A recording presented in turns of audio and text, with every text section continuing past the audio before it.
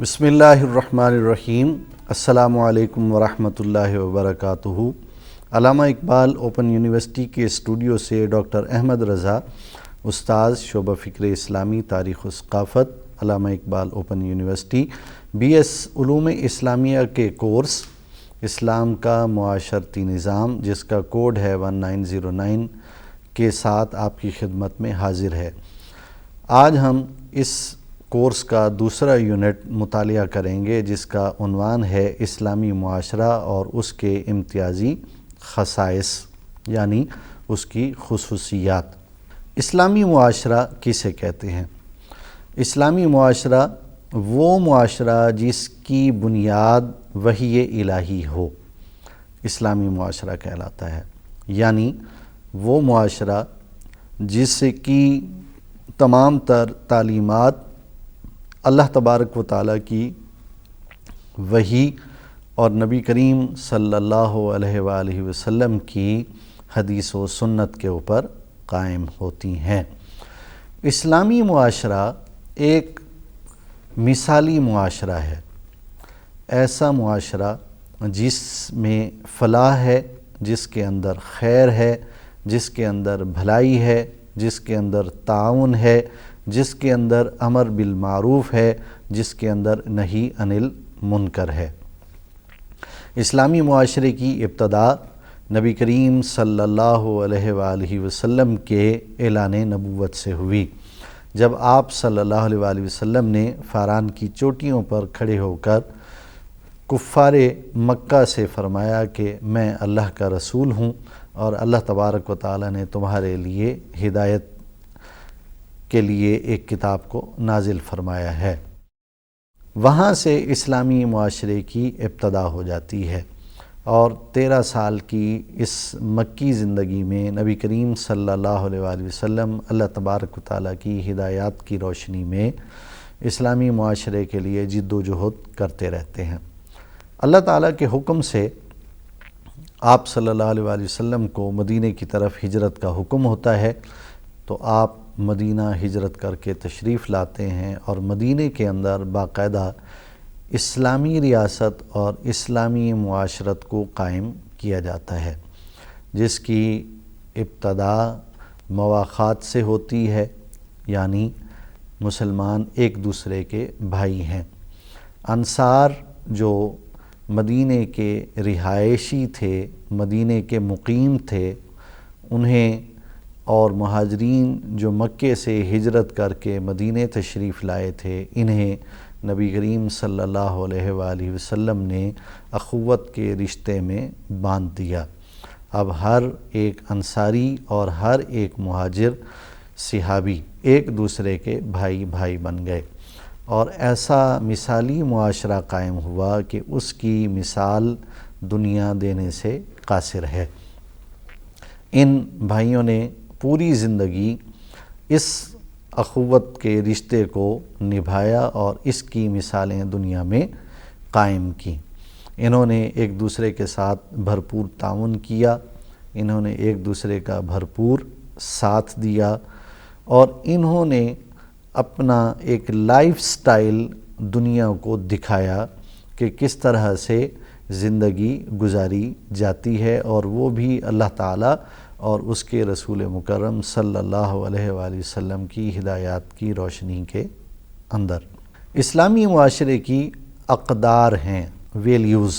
اس کی سب سے پہلی اور سب سے بنیادی جو ویلیو ہے، جو اس کی اقدار ہے، جو اس کی قدر ہے، وہ ہے توحید۔ اسلامی معاشرہ توحید پر قائم ہوتا ہے۔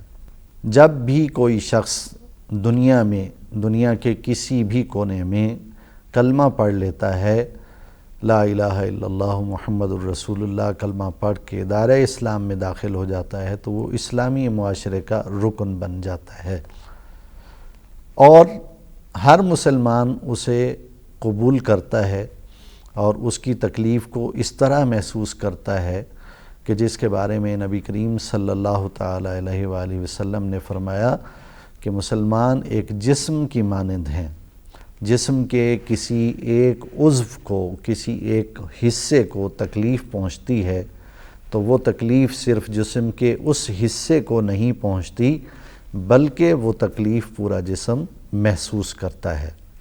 تو اسلامی معاشرے کی ابتدا توحید سے ہوتی ہے، یعنی اس کی جو بنیادی قدر ہے، اس کی جو بنیادی ویلیو ہے وہ توحید ہے۔ رشتہ توحید مسلمانوں کو آپس میں جوڑ کے رکھتا ہے۔ دوسری بنیادی قدر اسلامی معاشرے کی عقیدہ رسالت ہے۔ عقیدہ رسالت یعنی عقیدہ رسالت و ختم نبوت۔ جناب نبی کریم صلی اللہ تعالیٰ علیہ وآلہ وسلم کو اللہ تعالیٰ نے آخری نبی مبعوث فرمایا، اور آپ کو اللہ تبارک و تعالیٰ نے قرآن مجید عطا فرمایا جو قیامت تک ہر انسان کی رہنمائی کے لیے کافی ہے۔ مسلمان عقیدہ توحید اور عقیدہ رسالت کی وجہ سے آپس میں جڑ کر رہتے ہیں اور ایک دوسرے کا خیال رکھتے ہیں، ایک دوسرے کی عزت کرتے ہیں اور ہر مشکل گھڑی میں ایک دوسرے کے دست و بازو بن کر کھڑے ہو جاتے ہیں۔ تیسری بنیادی قدر اطاعت ہے، یعنی اللہ اور اس کے پیارے رسول صلی اللہ علیہ وآلہ وسلم کے احکامات کو دل سے تسلیم کرنا اور ان پر عمل پیرا ہونا۔ قرآن مجید میں متعدد مقامات پر اللہ تبارک و تعالیٰ نے ارشاد فرمایا ہے، اطیعوا اللہ و اطیعوا الرسول، اطاعت کرو اللہ کی اور اطاعت کرو رسول کی۔ یعنی اللہ تبارک و تعالیٰ نے جو حکم اپنے رسول صلی اللہ علیہ وآلہ وسلم پر نازل فرمایا ہے اور اس حکم کی اطلاع، اس حکم کی خبر اور اس حکم کی تعلیم رسول اللہ صلی اللہ علیہ وآلہ وسلم نے امت کو عطا فرمائی ہے، اس پر امت کو عمل کرنا چاہیے۔ یعنی مسلمانوں کو اللہ تعالیٰ اور اس کے رسول صلی اللہ علیہ وآلہ وسلم کے احکامات کی پیروی کرنا، یعنی ان احکامات کو تسلیم کرنا اور ان احکامات پر عمل کرنا واجب ہے۔ اور اس کے ساتھ اتباع رسول، یعنی رسول اللہ صلی اللہ علیہ وآلہ وسلم نے جس طرح جو کام کر کے دکھایا ہے اسی طرح اس کام کو سر انجام دینا۔ اس کی چھوٹی سی ہم مثال لے لیتے ہیں۔ آپ صلی اللہ علیہ وآلہ وسلم ہر کام کی ابتدا میں بسم اللہ الرحمن الرحیم پڑھتے تھے، ہر کام دائیں ہاتھ سے شروع کرتے تھے۔